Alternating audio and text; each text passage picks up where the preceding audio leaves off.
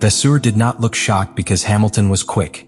He looked shocked because Hamilton's SF-26 had just broken Ferrari's own expectations. On Friday, the car was sliding. The brakes were locking. Mercedes looked more than half a second out of reach. Austria was supposed to expose Ferrari's biggest weakness, the engine deficit, the long straights, the brutal acceleration zones where there is nowhere to hide. Then Hamilton attacked qualifying. The middle sector went purple. Leclerc saw it. Vasseur saw it. And the Ferrari garage suddenly realized something dangerous. This was not just Hamilton finding a good lap. This was the SF-26 waking up at the exact circuit where it was supposed to suffer. But here is the detail that changes everything. Ferrari had called the new engine update minor. The stopwatch made that sound impossible. Because if Hamilton could turn a difficult Friday into a lap that stunned his own team, then Ferrari may not have just improved the car. They may have unlocked the first real sign that Mercedes can be beaten. Subscribe to the channel. Austria was supposed to be the circuit that reminded Ferrari of its limits. That was the expectation. Not because Ferrari had no speed. Not because Leclerc and Hamilton could not deliver. Not because the SF-26 was a bad car. The problem was more painful than that. Ferrari had built a car that could come alive in the corners, a car with real aerodynamic strength, a car that could carry speed through the places where confidence matters. But Austria is not only about corners. It is about how hard the car punches when the driver opens the throttle. And that is where Ferrari had been vulnerable.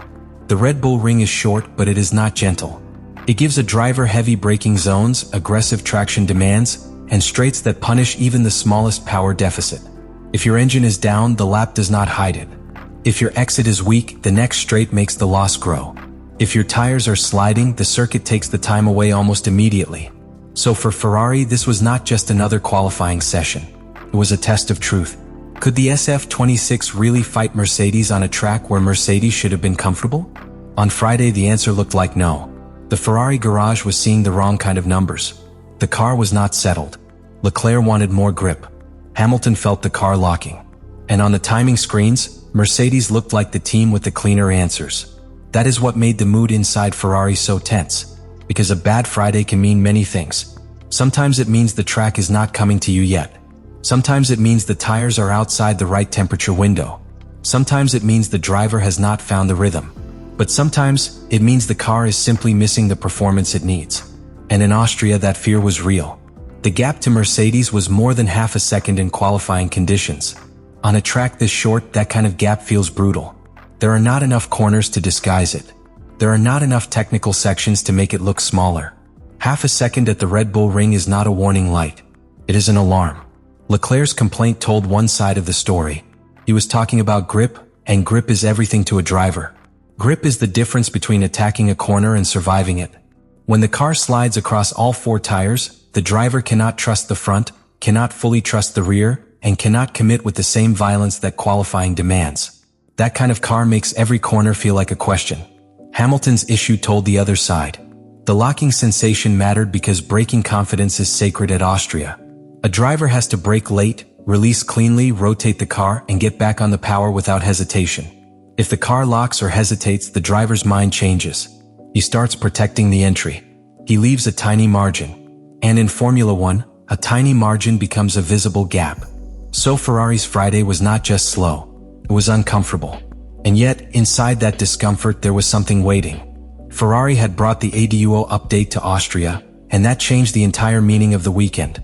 Officially, it was described carefully. Ferrari did not shout about a revolution. They did not promise a sudden leap. They did not present it as the upgrade that would terrify Mercedes overnight. That was deliberate. In Formula 1, public caution is often part of the game. A team never wants to create pressure before the car has proved the numbers on track. A team never wants to give rivals a headline before the stopwatch has spoken. And Ferrari, after years of painful expectation, knew better than anyone how dangerous hype can be. So they called it a smaller step. But the car was carrying something far more interesting than the words suggested. The ADUO update was aimed at the weakness Ferrari needed to attack most, the power unit. It was not just about finding a little more speed in a straight line. It was about making the engine operate in a more aggressive, more demanding way. More heat, more pressure, more efficiency. That is the kind of idea that can reward a team quickly, but punish it just as fast if the limits are misunderstood. Think of it like turning up the heat in an engine that is already living on the edge. If every part can handle it, the result can be stronger. If one part cannot, the whole plan becomes fragile. Ferrari had changed important areas around the engine head, using stronger materials to cope with that harsher environment. They also had a new shell fuel mixture designed to work with the hotter operating philosophy. That detail matters because fuel in Formula One is not just fuel. It is part of the performance system. It has to burn at the right moment in the right way under extreme conditions. In simple terms, Ferrari was trying to get more energy out of the same fight. And Austria was the first place where that fight became public. That is why Vasseur had reason to watch everything closely. He knew the update could help. He also knew it could expose them. Hamilton suddenly looked close to Russell. The massive Friday gap had collapsed into something Ferrari could work with. It was not proof that pole was possible. It was not proof that the car had become the fastest. But it was enough to change the atmosphere. The stopwatch stopped warning Ferrari. It started tempting them. And temptation is dangerous in Formula One. Because when engineers see a sudden gain, they have to decide whether it is real. Was the track better? Was the tire window finally right? Was Hamilton simply cleaner on the lap? Was the power unit beginning to show its true level? Or had the setup changes finally allowed the whole package to connect? That word matters. Connect. A Formula One car can have good parts that do not work together. A powerful engine can be wasted if the tires cannot handle the delivery. A strong aerodynamic package can be hidden if the balance is wrong. A brilliant driver can lose time if the car does not give him confidence at the moment he needs to commit.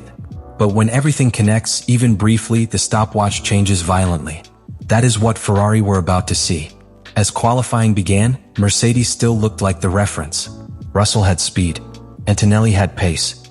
Ferrari were closer than Friday, but the memory of that gap was still alive inside the garage.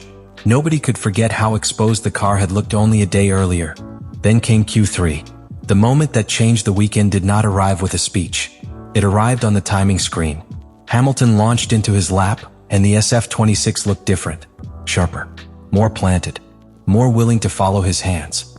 The car that had been locking and sliding on Friday now looked like it was giving him permission to attack. That is what elite drivers need. Permission.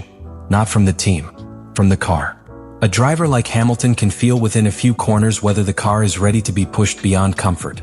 If it is not, he will still be quick, but he will be managing. If it is, he starts to lean on it. He starts to brake with more confidence. He starts to carry speed that looks risky from the outside, but feels natural from inside the cockpit. In Austria qualifying, Hamilton found that feeling. Then the middle sector went purple. That was the shockwave. Because a purple sector is not just a color on a screen. It is a declaration. It tells the entire pit lane that, in that section, nobody has been faster. Not Russell. Not Antonelli. Not Verstappen. Nobody. And for Ferrari, it was not just the color that mattered. It was where it happened. The middle sector demanded balance and trust. It was not only about straight line speed. It was about how well the SF-26 could change direction, carry speed, and let Hamilton attack without sliding the lap away. That sector told Vasseur something crucial. The car was not just surviving Austria. It was fighting it. That is why his surprise made sense. He had seen the Friday problems. He knew the power unit update was officially modest. He knew the risks behind the hotter engine concept. He knew Hamilton had been working to fully adapt to Ferrari's behavior. And now, suddenly, all of those doubts were being answered by one lap. Hamilton's SF-26 had become the proof. Not a promise. Not a theory. Proof. And Leclerc saw it too. That is the part that gives the story its internal tension. Leclerc was not watching a rival in another garage. He was watching the other Ferrari. The same car, the same team, the same new direction. Hamilton's lap told Leclerc that the performance was available, and when a driver sees that from a teammate, the pressure becomes immediate, because the excuse disappears. If the car can do it on Hamilton's side, then the question becomes whether Leclerc can unlock the same thing on his side. For a driver as proud and as fast as Leclerc, that is not a threat in the simple sense. It is a spark. Hamilton's lap raised the bar inside Ferrari at the exact moment the team needed both drivers to reach it. And this is why the garage reaction was so intense. Ferrari were not seeing a random flash. They were seeing a possible new identity for the SF-26. A car that had been praised for cornering, now showing stronger punch in Austria. A car that had been limited by its power unit, now looking less vulnerable. A car that had frightened its own engineers on Friday, now surprising them for the opposite reason. That is a rare swing. From concern to opportunity. From exposed to dangerous. from half a second behind to forcing Mercedes to respond. And the most important part was still coming. Because Hamilton's lap did not only change Ferrari's mood, it changed what Leclerc had to do next.